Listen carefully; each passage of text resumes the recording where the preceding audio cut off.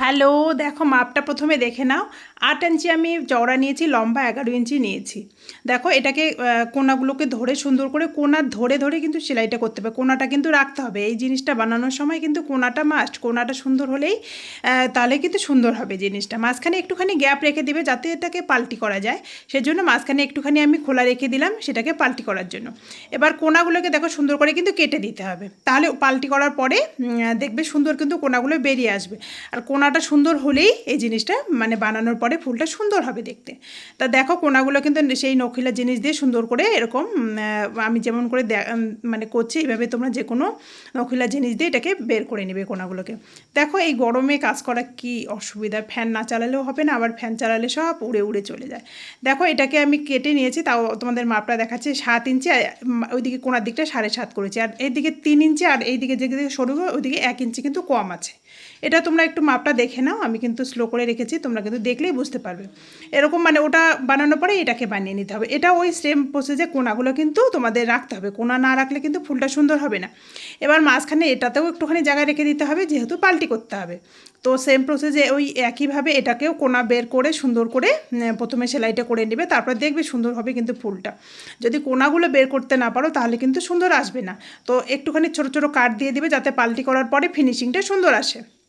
ছোটো ছোটো কাট করে দেবে, যাতে তোমরা দেখবে ধ্যান দেবে যে সেলাইটা যাতে না কাটে। সেলাই কাটলে কিন্তু হবে না, সেটা কিন্তু ধ্যান দিতে হবে। সেলাই না কেটেই ছোটো ছোটো কাট দিয়ে তারপরে এভাবে পাল্টি করে কোনাগুলোকে যেভাবে দেখালাম আমি, এভাবে তোমরা কোনাটাকে বের করে দেবে। আবার যে জায়গাটা খোলা ছিল সেই জায়গাটা কিন্তু সেলাই করে দিতে হবে পরে। দেখো এভাবে হয়ে গেল। এবার ব্লাউজে আমি পিছনে লাগাবো, এটা কিন্তু তোমরা ফ্রকেও লাগাতে পারো। মানে ফ্রকে ব্লাউজের পিছনে যে কোনো জায়গায় কিন্তু এই ফুল দিয়ে ডিজাইন সুন্দর লাগে। দেখো এইভাবে বসাচ্ছি, মিডিল করে নিলাম প্রথমে। তোমরা দেখলেই বুঝতে পারবে কিভাবে আমি করে দিলাম মিডিলটা। এইভাবে তোমরা যেখানে লাগাবে সেখানে এরকম মার্ক করে নেবে, নাহলে কিন্তু সরে গেলে দেখো এই ভিডিও করার সময় সে মানে সুতোটাও খুলে গেছে, সেটাকেও মানে সমস্যা একদমই। তো যাই হোক, তারপরে দেখো এইভাবে মিডিলটা করে নিয়ে আমি এখানে প্রথমে এটাকে অ্যাটাচ করে দিচ্ছি। তারপর দেখো ফুলটা আমি কিভাবে বানাচ্ছি, দেখো তোমরা যেটা আগে সেলাই করে রেখেছি সেটার ফুলটা দেখো কিভাবে বানাই। এটা দেখো মিডিল প্রথমে করে নিতে হবে।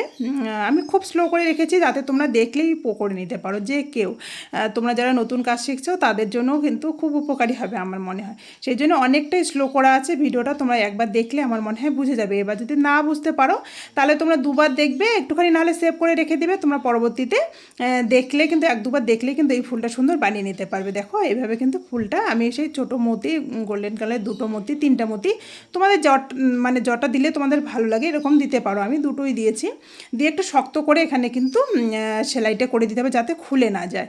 এরকম শক্ত করে সেলাইটা দিয়ে গিট্টি লাগিয়ে দিবে, তাহলেই দেখবে সুন্দর কিন্তু অ্যাটাচড হয়ে যায়। দেখো কেমন হয়েছে ফুলটা, যদি ভালো লাগে অবশ্যই তোমরা একটা লাইক আর কমেন্ট করে দিও। Thank you.